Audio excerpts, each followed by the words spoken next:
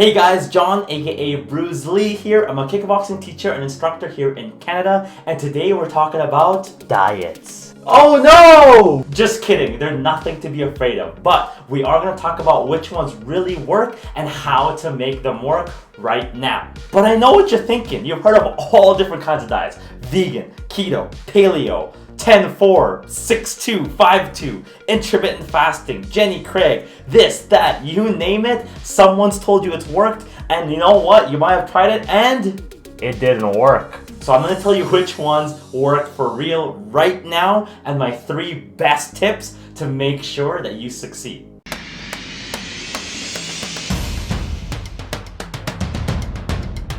Now, if you want the short answer, I'll give it to you here. The short answer is that all diets work for anybody, but no diet works for everybody. Now, what do I mean by that?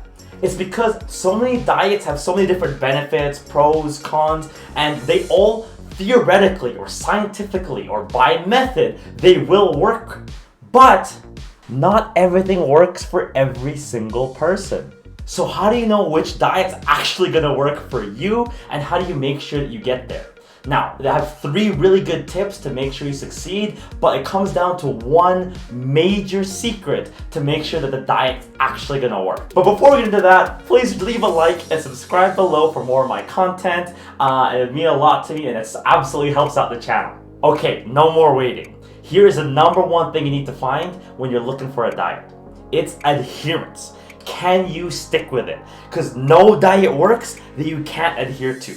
Keto works for millions of people, but if you can't stick with it, it ain't gonna work for you. Paleo, intermittent fasting, calorie counting, all of these things are known to work if you keep at it. So it doesn't work if you don't keep at it. So really the main thing here is that you gotta do something that you can adhere to. For example, if you're on a no sugar diet, but you love eating fruit, that diet will never ever work for you because you've been eating fruit your whole life, and fruit is naturally high in fructose. It just doesn't make sense. Now, are there some things that universally you definitely wanna avoid? Pizza, chocolate, I won't name any other things that will ruin your ideas of diets. Yes, you do have to get rid of a lot of that stuff. So what makes a diet something you can adhere to is if do you understand it?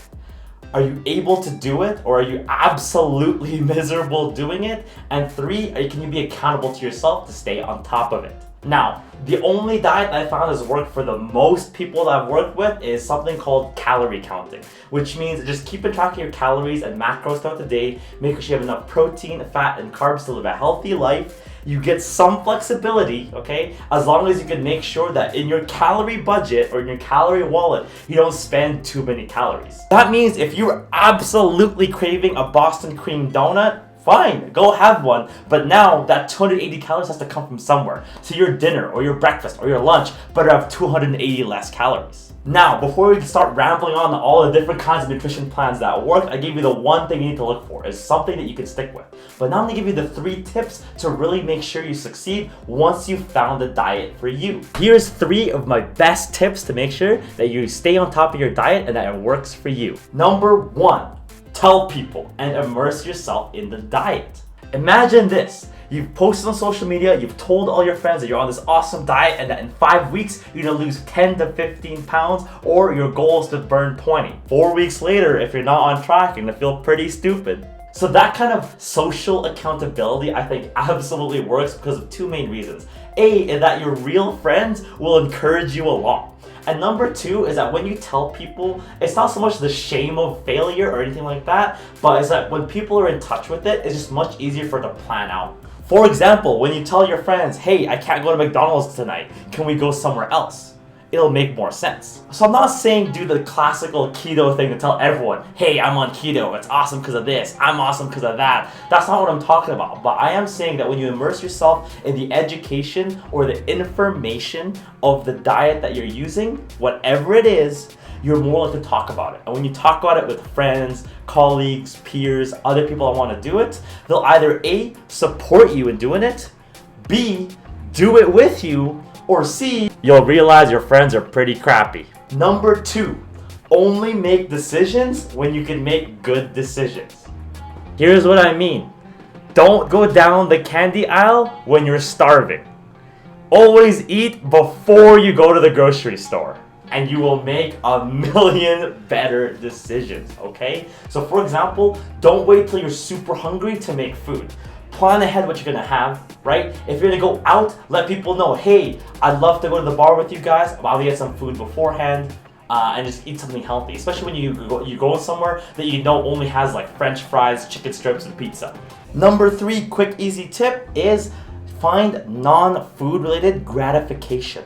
So that whole eat your vegetables so you can get to dessert, you need to abandon that right away, all right? When you dish in a really good workout and burn a ton of calories, don't go to McDonald's right after to reward yourself. There is other ways to relate positive feelings to your body and your mind than food, okay? For a lot of people, food is their reward, food is their soul, food is this, food is that, and you can still appreciate good food, but by not rewarding yourself with food every single time, you can trick your body to relate positive feelings to other things. For example, after a good workout, instead of rewarding yourself with like a piece of chocolate cake, maybe reward yourself with a salt bath. Right? Just relax your muscles. You've been working so hard. Treat yourself to a book instead of buying another latte. You will never outtrain a bad diet. That's the truth. That's the truth.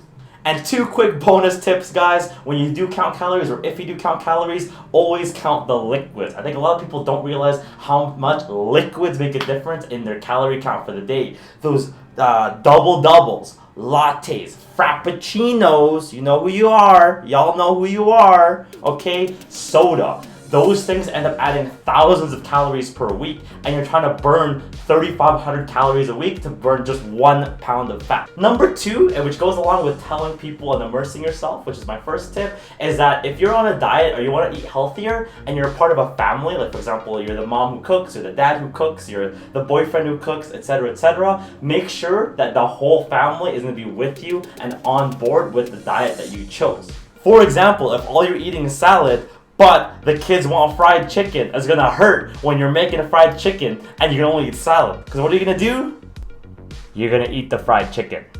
So that's it for now, guys. I don't want to make it too long of a video. I want to just give you some 3 quick tips and the 1 major thing to look for when you're picking a diet.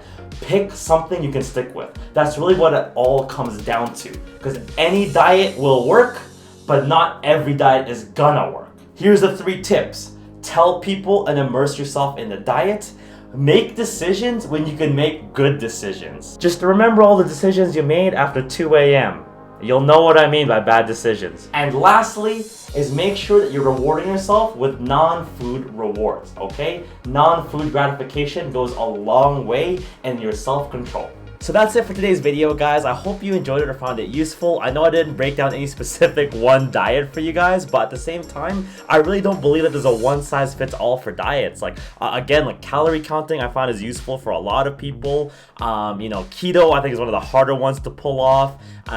Intermittent fasting tends to work for a lot of people as well, but some people are miserable doing it. Like, there's so many kinds of diets out there, but what I want to encourage you to do is to pick something and get started. Pick something that makes sense to you, that you believe in, and that you think you can stick with. And if it has those 3 things, it's gonna work for you 100%, I promise. So take the leap, make the journey. So last thing before we go is to please leave a like and subscribe to the channel to hang out with me again. It absolutely helps me out so much, so I appreciate it, everybody. And please leave a comment on any other videos, fight scenes, fitness, nutrition, anything like that you want me to talk about or review. I would love to do that for you guys. And yeah, I'm gonna see you next time. Bruise Lee out.